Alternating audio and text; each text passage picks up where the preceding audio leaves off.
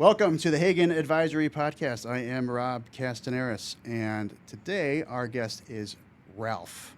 Just Ralph. And Ralph is a client of mine, has been since 2004, and he's been retired for a bit. And I think I'm going to bring on just people who've been retired for a while or about to retire because it's obviously a big subject in this industry. But I have written down on these cards, I have Ralph is an excellent retiree. I actually don't even know what that means, but I think I am actually sincere that he is excellent at being retired, and we're going to bring him on. Hi, Ralph. Yakshamash. Oh, my God. Here we go. How's it going? Okay, things are good. I didn't even let you answer. We're going to go rapid fire. I'm not even going to let you do anything until you answer all these questions, okay? Okay. What's your name? Ralph. Nickname? I do have a nickname. that's not funny. It's called Rigo. Jeez, all right. I want to ask. Birthday? December 4th. Sagittarius, my Yeah. brother. Favorite movie? Oh, God. One of the... oh, gosh. 3 seconds. Pardon? 3 seconds. 3 seconds? This rapid fire. It's not. This isn't slow fire. Okay. I'm drawing a blank. You're gonna pass like Family Feud. Well, we'll come Yeah. back to it. Favorite book. Oh, gosh. I like Uncle Tom's Cabin. Favorite band. Oh, I like Talking Heads. Wow, really? I didn't know that. Favorite comedian. Oh, Or no, do I you saw have just the other day was Lewis Black. He was pretty funny. I saw him in. I'll buy that. If you could be any animal, what animal would you be? Maybe a seahorse. Jeez. I wanna ask. Your favorite job you ever had before you retired? Oh gosh, Dunkin' Donuts, filling those donuts up with the custard cream. Can't tell if you're kidding. It doesn't matter. It's First rapid fire. job ever. Least favorite job? Oh gosh, probably my last job, which was in IT doing monitoring systems. 24 hours support. Oh boy. Yeah. Okay. Your best skill. My best skill? Yeah. What are you best at? Probably, ping pong. And what are you worst at? Driving. Maybe don't. Okay. All right. That's it. You passed barely. So you've been retired since what? That was like 2016 or so. Yeah, it'll be 10 years come next year. So that's a long time. And Really? Was it 16? I thought it was like 10 18. years. Yeah. No, but the 2016. I thought it was. Yeah. Okay. And are you bored yet? Do you wish you didn't do it? You looking to go back to work? Or are you? Absolutely not. I never regret retiring early as I did. Was it early though? I mean, I guess it was a little. It was early. I retired when I was 60. So, no, I've never, ever regretted not being retired. Never. Yep. So I think you came to mind, well, for a variety of reasons, but for practical reasons, the one thing that comes to mind as to why everybody should retire like you don't worry about money.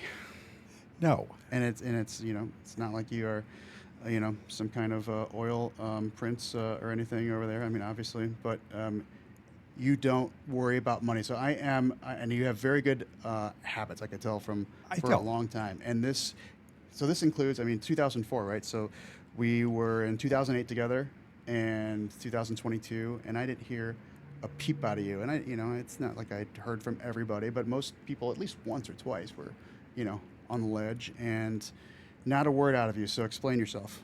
Well, I live up to my means. You don't overspend on things. You know what you can deal with. I can remember you saying, how much money do you need to live? How much a month do you need? And that's what got the wheels turning, and that's what got me thinking, I need this much every month. So let's work with that. And that's what kind of convinced me to retire at 60, because I could live on that amount of money. Well, that is nice of you to bring up, but I didn't meet you when you were a kid, right? I mean, so you had been you'd had these habits of spending less long before you met me, right? Well, So like yeah, that's living within your means. yeah. Yeah. So it's not like I pulled you out of an alley when when we met and you were destitute. Like you've been. Uh, so my thing that I'm curious with about people is that have you had you been responsible with money like that since like you were a kid, or was there some kind of like rock bottom where you just had to like turn around your life? I know you had to turn around your life in other ways, but Ah, but with money, was it like it's just something that was like because you do make it look easy, which is strange, and I hate saying nice things to you, but it really is something that has always appeared to be just like well in hand and always under control. well, you always figured that you could get a job somewhere if you think that you're going to be homeless or whatever, which is a horrible thing. But I always felt that I could get a job doing something, and so that was never an issue with me. Yeah, but even people who have jobs and they've got whether they are big jobs or medium jobs, it's way more common for people to push the limits and spend a little bit more than what they have. So, is that like an upbringing thing? Like you and your brothers were you basically just taught from an early age, or have like very good example around like Yeah, I think we were taught at an early age what we could spend money on and what we didn't. We didn't come from a lot of things, so there wasn't a lot of extra money. So you learned to live with what you had. Um, it's bringing me back to the years when we were when we didn't have a lot of money, and so that's a foundation that I grew up with. So did you have a job when you were a teenager? I did. Paper boy, altar boy, Dunkin' donut Yeah, filler, now we know. All right, so several jobs in college, and I've always been working, and so two jobs many times, and so that was out of necessity, I think. look, I'm always interested in this one. You mentioned college. Did you take loans, or was college paid for? I'm getting the We did sense of have it. tuition paid for, but you also had other things you had to pay for, books and lodging and that. So I had to pay for that. So So you pay like your parents paid for tuition, and you paid for like books the and lodging. state paid for the tuition, State paid so for which was college nice. scholarship. On a scholarship, yeah, Illinois State scholarship. Every poor kid got one of those back in the day, so that was nice to have. And plus, I had a twin brother going to college at the same time, so we didn't have a lot of money. So the state came through and helped us out back then. So it's like need-based aid based on income, and I mean that sort of exists now, but like I'm sure it's much different now than it was then. Like I don't know how. Yeah. You stole my thunder because that's another thing that's interesting about you is you are a twin, and I did about 40 seconds of research on twins and money, and what one you might find interesting. So, birth order, even by 1 minute, can alter the. Cause look, the first question, like I'm not gonna lie, it was Claude. So whatever AI royalties I owe for this, like I guess I'll just pay him. But I think the first or second question I asked was, do twins handle their money in the same way? And the answer is just generally and overwhelmingly no. Huh. Some of it is hereditary, and I don't know how they credit like 30 to 50% of financial behavior can be accredited to heredity, but birth order will significantly alter this. So even somebody born, well, it was strangely put because it said even twins born a minute apart, right?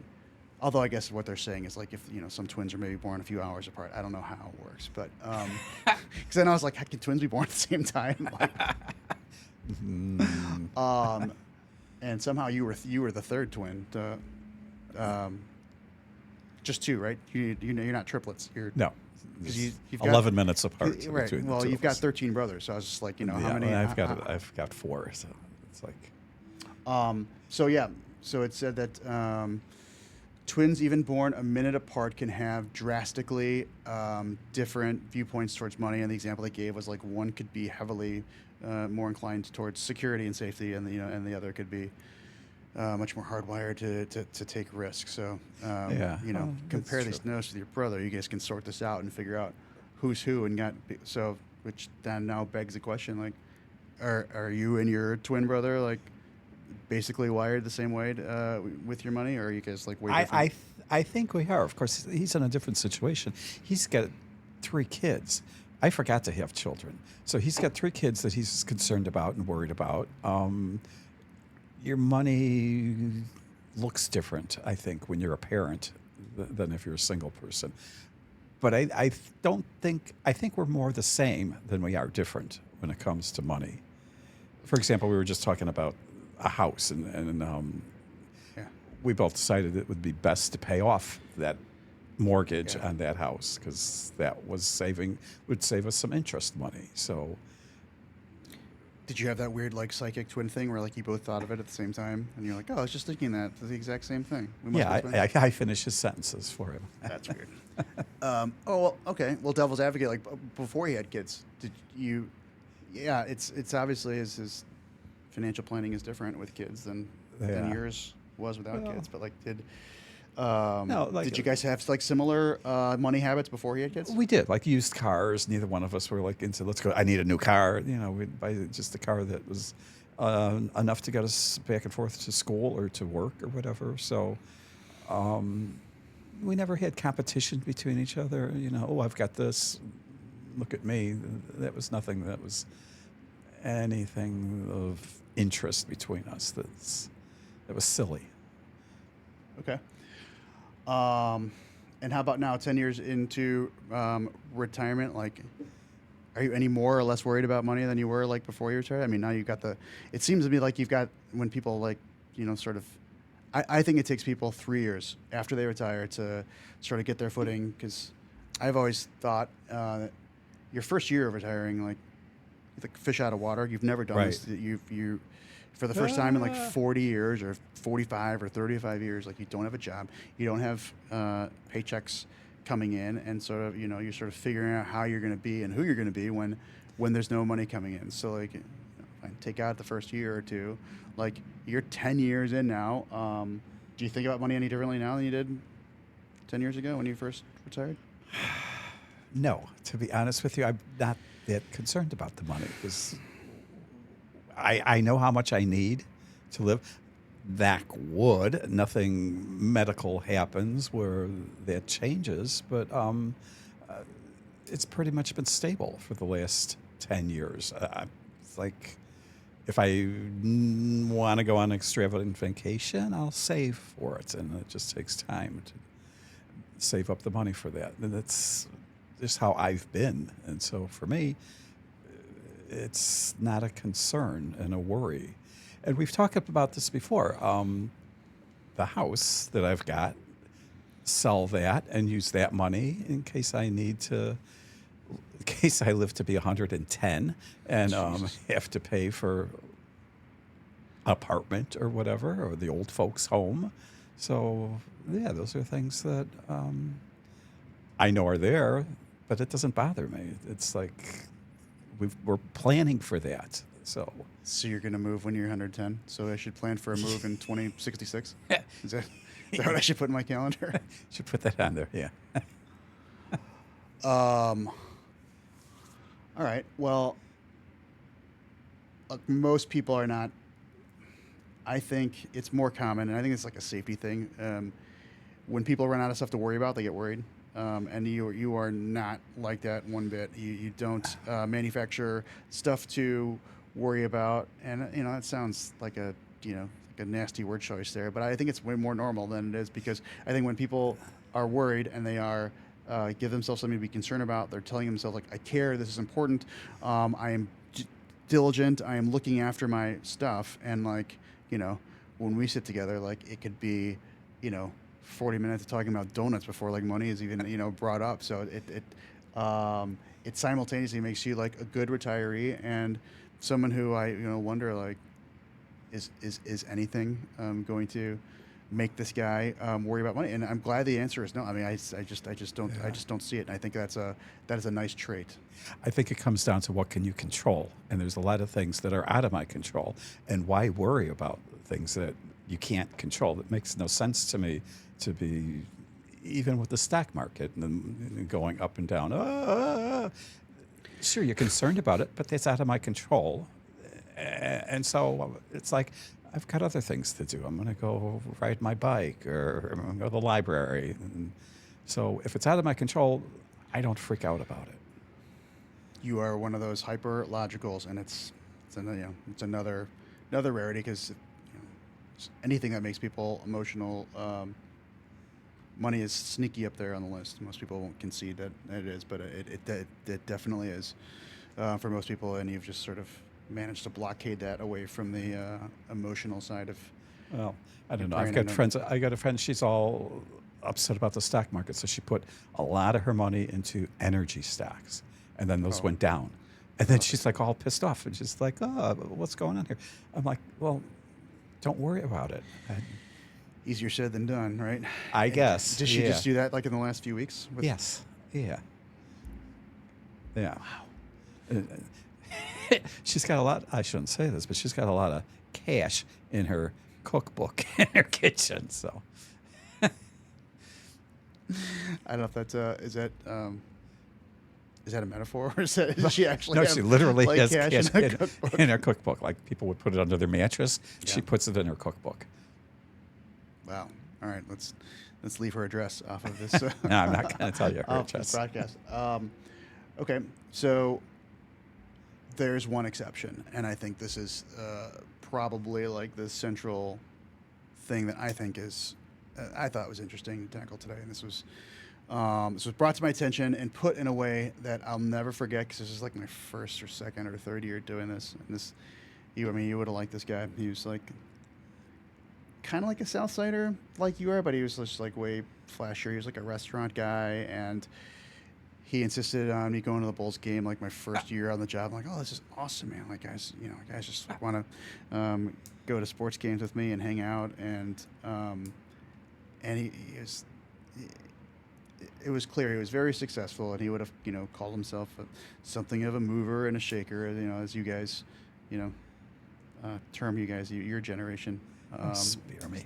But somewhere, I don't know, maybe like 10 years ago or so, he got real sick, and they didn't know what it was. And I would check in on him, like, periodically.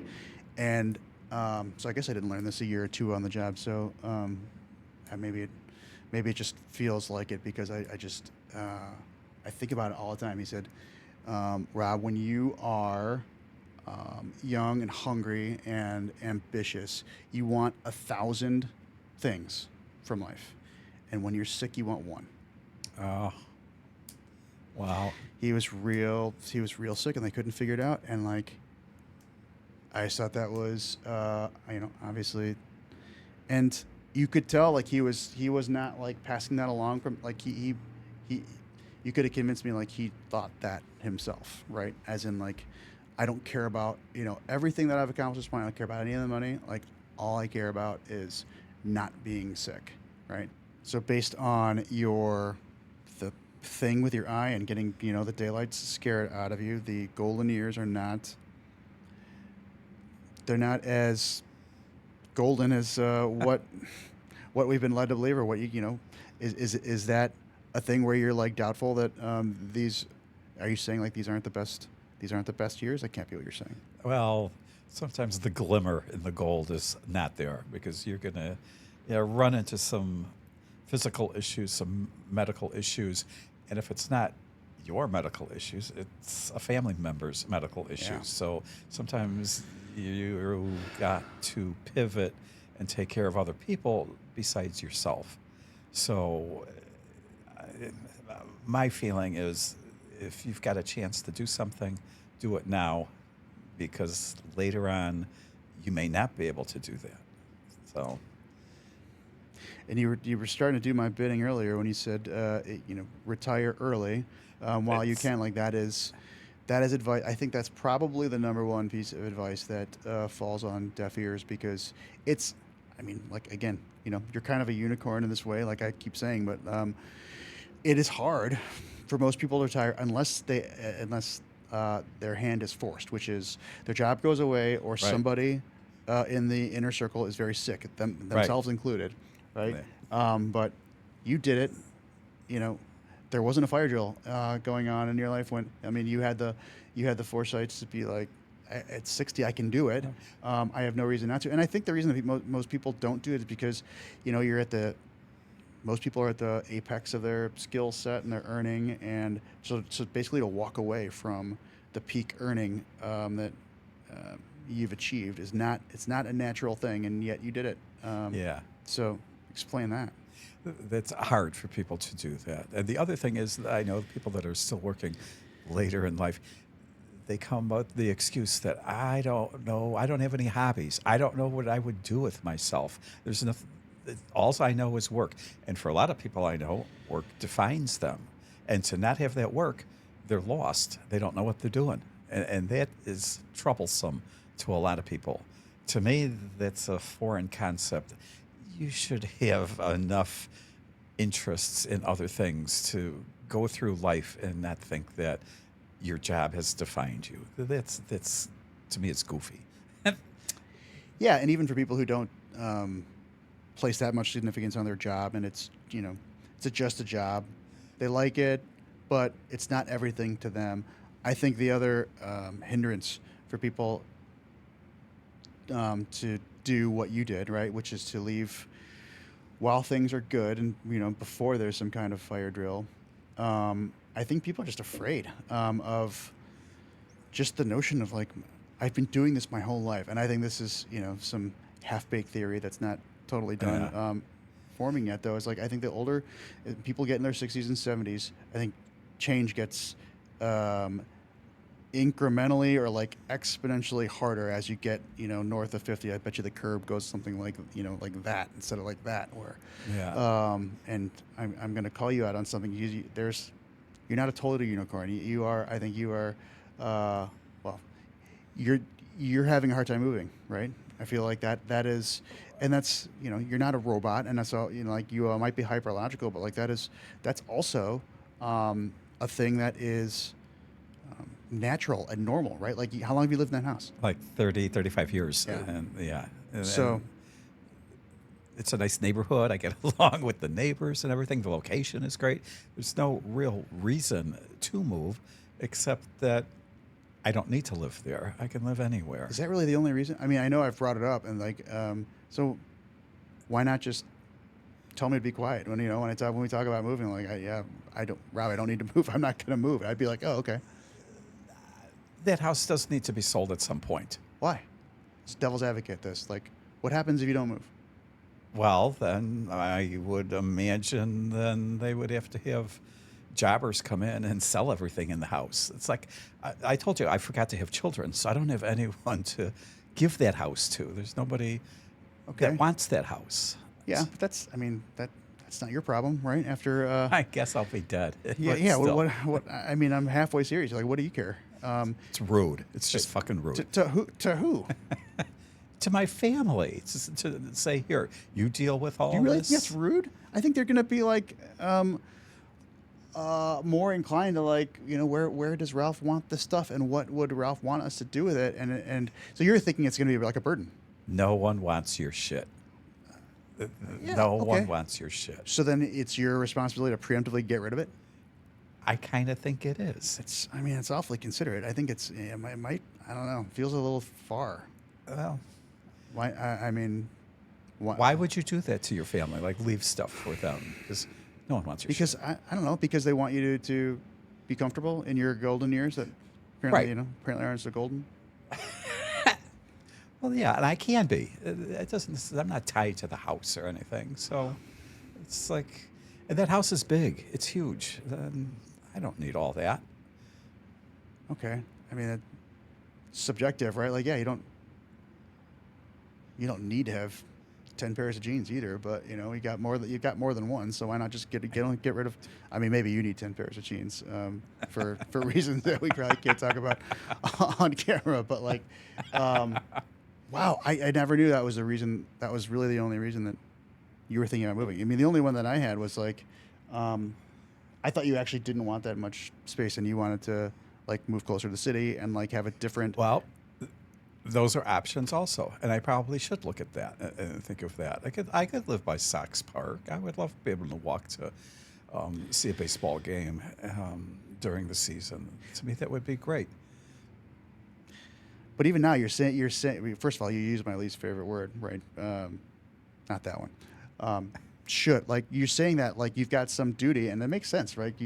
It sounds like you are making this move out of like responsibility to the rest of your family, so like that they don't have to clean up like this mess that you left behind. In some respects, that's It's true. not a mess. It's like your life. Like, why, these are perfectly capable people who will just like, you know, I don't know, if I think if anything that, yeah, they don't want a bunch No. of junk, but like they also want you to be happy, and I think it seems pretty like normal and human to, I don't know, to even like honor or, well, some combination of honor or like call the junk store to like, keep the stuff that they know is important to you, and to get rid of the stuff that they know wasn't. But I Right. think getting rid of it preemptively, as a, some kind of duty. It But you have feels- to realize most of my family does not live in the Chicago area anymore.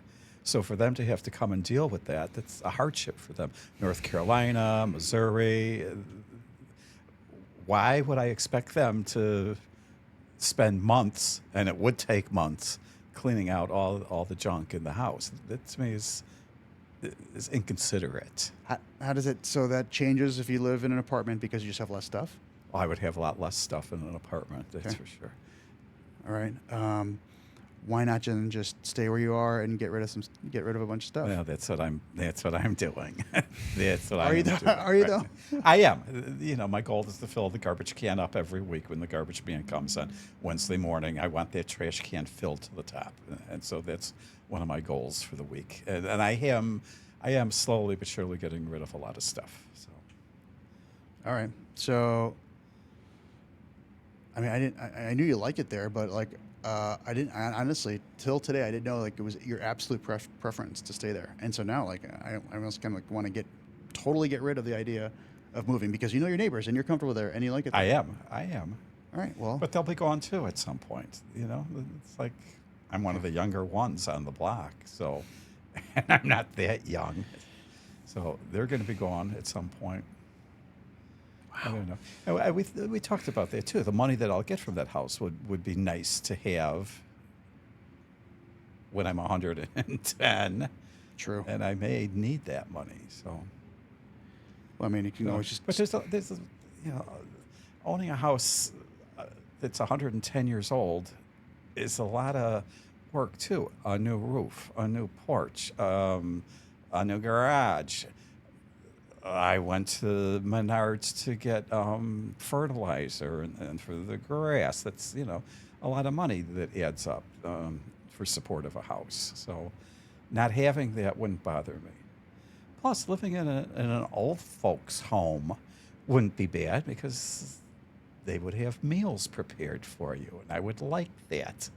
So there's a lot of advantages, I think, living in a smaller place with prepared meals. Although I guess I could get Factor and have those delivered to my house right now. But more free brand placement oops. to go with the Trader Joe's and the proper beer. Hams. Good choice. Can't believe you guys drank this in the 40s, huh? It's good beer. Fish Man, and beer. Fish and beer. Kind of exploded my brain here a little bit. Now the other thing that you just brought up, like, so then if you do move, is it more likely to be like a senior community than just an apartment? You don't want to be like that cool guy living in a high rise in the city. And I don't know. Those are a lot of questions that I continually think about, but I haven't made any decisions really. So, well, have you considered talking to like your family about this burden that you are so? oh, they know. Like look, you probably know that they're going to encourage you to like be happy and like don't move on account of us, and then you're probably gonna choose like not believe them, right? No, they know that no one wants my shit. Oh, So they're but gonna- it's not about that. He says about like the work and like about the labor and like the Right. Yeah. First of all, it wouldn't take months. You could call, what is it, 1-800-GOT-JUNK? Yeah. is a hilarious name for a Genie. business. Mhm. Hilarious name for a business, by the way. Yeah. It wouldn't take months. It would take a couple days. No. Keep the important stuff, and then just trash the rest. Like, what are we even It's talking about? a 3-bedroom house with a attic full of Halloween Oh my God. decorations, a full basement, garage. Well, So, look, I mean, I guess you're getting rid of it 1 week at a time, and well, maybe by 2066 you'll have it you'll have it cleared out of there. Oh, 1 week at a time. little by little. I mean, you could also call 1-800-JUNK now preemptively. If that's anything you do preemptively, it would be that instead of moving, Yeah. don't you think? I don't know. I need a chair to sit on at least. So slowly but surely. Yes. Well, you are human. You're not the hyperlogical wizard that I mean, part of you is, and that's I don't know. That's what makes this job interesting to me. Is like nobody's one thing, right? Like even the most emotional people, will have some very straightforward and logical opinions and like behaviors, and even the guy who leaves and retires, quits working before he has to, has things that you wrestle with. So like that's interesting to me, and I hope that more than anything, I hope you don't move preemptively, just to lighten this burden for your family that I promise you won't care one bit, for if it's so long. Look, consider I mean, look, we're not going to beat a dead horse here, but I'm just thinking of you moving and living in some apartment you don't like living in, around people you don't like being around, all in the name of making lives easier for your nieces and nephews and your brothers. Like, you got to admit that sounds crazy. Well, yeah. Obviously, one wants to be happy in their golden years and Yeah. not worry about. Let's think of a new color. I mean, golden is misleading. We should just call it. We should rename it. Rebrand golden to Yeah, something more we should. realistic, like mauve or amber or something. The or like, realistic years. teal. I don't know. We've got that house up in Michigan, so that's another thing. Should I sell the house here in Illinois and just move to Michigan and stay at that lake house in Michigan, which wouldn't be bad? But I don't know. I have a lot of options to think about. I thought of a new. So for all the retirees that are going to come on, or pre-retirees, this question will definitely go different depending on who I ask. So imagine tomorrow you wake up and your net worth is exactly 2x what it was today. You just some fairy godmother, or you just look at you log into the website and you just see twice of what you thought. What I missed the reference there. My eyes were bugging out. It's Tom and Jerry. Yeah. Does anything change? I don't think it does for you. I mean, you might buy better shirts, but like I don't see anything. I'll buy more Halloween costumes. $145 Florsheim shoes, maybe. But other than that, no, I don't know. There's travel is a fun thing while you can still do it, and so that would maybe open up some avenues if I had more money for that. But instead of just going for a week or something, wouldn't it be great to go for a month and live in Portugal for a month instead of a week? So to me, that's kind of appealing to do that. So if I had more money, yeah, I think I would expand Exactly twice as much more money. Travel plans. But other than that, but then again, that could be a negative thing too. Up in Portugal, they don't use dryers. You got to hang your laundry outside, and they don't have air conditioning. So this is just Portugal, right? It's just Portugal. Okay. Say in general. All right. Well, that's a new project then for us, because like I'm convinced that you don't know that you don't have enough money to do that now. You would just feel freed up to do it if you woke up, in this. Well, yeah, if I didn't have a house, Oh, here we go. You finish it. If you didn't have a house, then what? You could go to Portugal for a month? I could. Why? Why? Because you sold the house and you have more money to do it? Right, and I could not have to worry about cutting the grass and getting the mail and. Okay. So maybe things would change. Now my job is going to try and demonstrate. And look, maybe your suspicion is right. Maybe it would be problematic if you did start doing these things now without the fairy godmother doubling your bank account overnight. But I don't know. It's worth looking into, because if this is the thing that you were only considering doing if this crazy imaginary example happened, then like, how do we know that we need that hypothetical thing to happen for you to be able to go to Portugal for a month? I'm not convinced. So that'll be a new project for us. How about that? Sounds good. All right. So 10 years retiring. The stuff that you do, like, I think what the last sort of bullet point there for like people having a hard time pulling the trigger on retiring is like, what am I going to do all day? And so Right. it's a fair question. Like, what do you do all day, and is it different than what you thought you'd be doing all day? In general, I mean, obviously it's different. Hopefully, There's a phrase that I use, and I use it quite often, where people ask me, could you do this, or do you want to do this? And I tell them point blank, I'm retired. I don't have time to do that.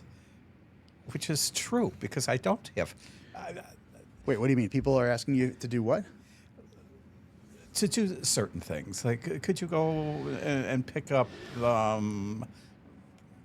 beer over at Binny's over here? And I'm like, I don't have time to do that. I'm retired. I can't. I'm retired. And are you being serious? I'm being serious. I am being serious, and people look at me like I'm from Mars, but that's a true statement. I mean, they're not totally wrong, right? Like, I mean, wouldn't the more accurate answer be like, I could, but I don't feel like it, so I'm not going to. I don't think it's No, not that you that's don't have not the time. truth. How is it true that you don't have time? You can be wherever you want. No, there's certain things that you've got to go and get groceries. You've got to walk the dog. There's things that take up your time during the day when you're retired. You know, You Jeopardy's on. What, are you going Wheel to, of Fortune's coming what on. are you going to Peoria to the grocery store? What you totally lost me. So, and these people are just like, yeah, okay, No, I guess you don't have time. When you're retired, you fill up your day with things to do. And a lot of people get into the habit of doing things. If you have a dog, you know Yeah. that your dog likes the habit, the same thing over and over again. And I think when you're retired, you get into habits of doing things, and your day does fill up. And if someone requests things from you and it doesn't fit in your schedule, you can tell them, and quite honestly, no, I'm retired. I don't have time to do that. And I do say that to people. It's a funny answer, and I see where how you come up with it, but like, it kind of has nothing to do with you being retired and nothing to do with you not having enough time. I think what you're really trying to say is like, I've decided what I'm doing today, and that is not fitting in with my schedule. Yeah. So Yeah. go kick rocks. I'm not going to Binny's for you, you lazy pie. Go yourself. And that's that. Just say that. I just say I don't have time. I'm retired. Okay. Fair enough. You'll see, mark my words, when you retire, you'll be saying the same thing.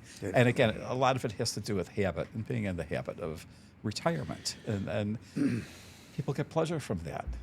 Dogs get pleasure from being having the same habits over and over. So humans do too.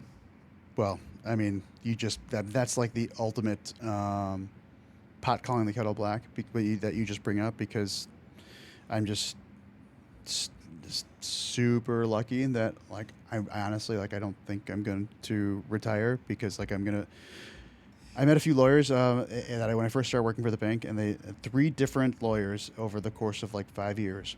They both, and I think they said it almost exactly the same way, but they said like, I'm not going to retire. I'm going to die at my desk.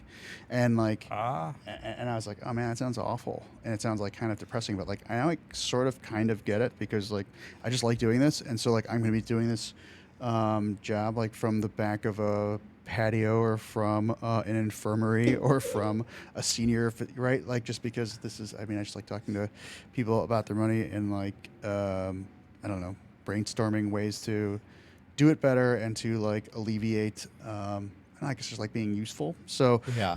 I don't have the slightest idea of what it's. I don't think it's going to be. I don't think I'm going to know what it's going to be like to be, retired because, Yeah. you know, Well, and that's a big difference, I think, between me and other people.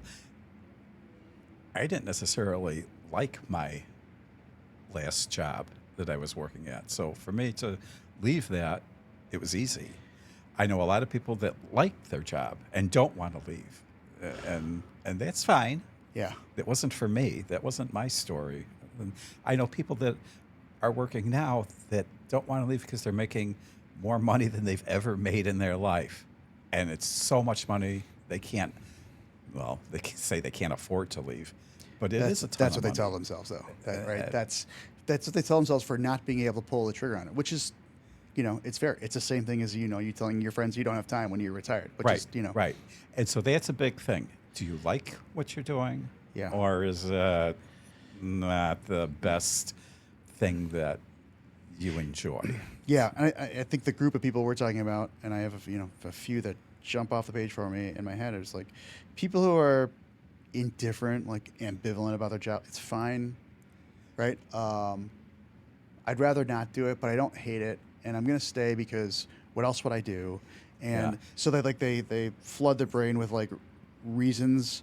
It's like I don't know, if it's like soothing or pacifying. Like these things make it okay for me to stay. I don't totally want to stay, but like I'm gonna manufacture a handful of things that are gonna make it justify me staying, even though even though I really don't want to stay. And I think all of that is rooted in fear of like I don't want to make a mistake. I think that's another. Yeah. I think it's another huge motivator of.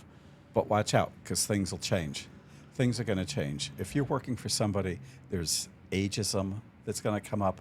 People are going to look at you and they're going to say, your younger boss is going to look at you and say, this person's making too much money. We got to let them go.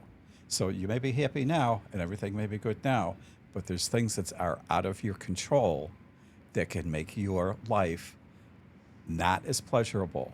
So I would recommend that you never say, "Oh, I'm going to work because I enjoy this." Things change, and they can change quickly. Yeah, I mean, look, I think even people probably get that like in the back of their heads, but I think it's like, and honestly, I think people even hope that their hand gets forced like that, right? Like something. I want something bad to go work. I want something to go bad at work, so this decision gets easy for me, right? So that I Oh, can feel yes. good about leaving. Yes. That's honestly Yes. like, so you not liking those dudes at your last job that we had fun making fun of, like that, in real time. That was like we got a kick out of that. Like, should thank those guys, right? Because if they were like real fun to be around, like you probably would have Stayed. yeah, for Yeah. at least a couple years longer, and like Yeah. and So- remember like those weekends where like you had to bring your laptop to Michigan, and it's like, oh, I'm on call 24 hours a day. It's like that's that gets old quick. Things change, and they can change quickly. So well, you're a wise sage, and I can't believe I'd ever say those words to you. And I really don't mean that. I don't mean you're like kind of wise, but you're kind of smart. But like, oh man, I knew.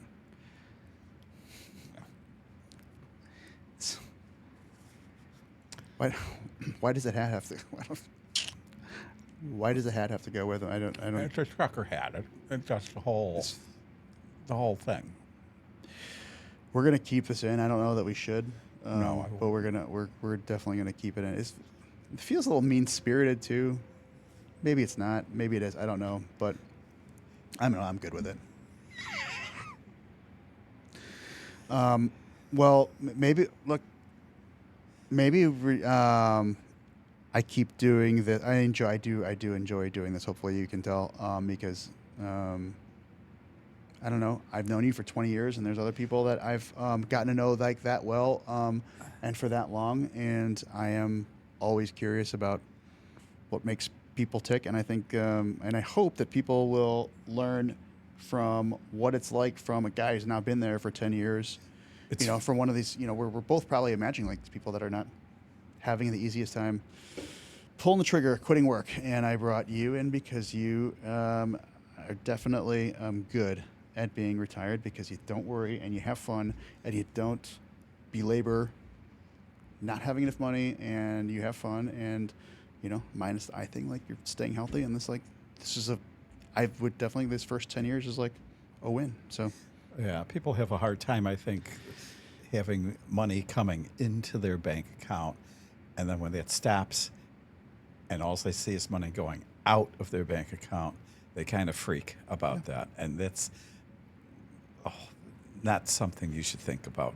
And it's a big ask, but you're right. It's also a big ask, and that's like, I think you've got it's a nice factory setting up there to be wired in such a way that like I'm going to get through this with logic and math, and like that. I promise you, that's not the primary thing that drives the decision making process, particularly around like being afraid to retire or being afraid during retirement because I'm not getting paychecks anymore. I think they try and lean on it, and it usually doesn't work, but like even it worked. So yeah.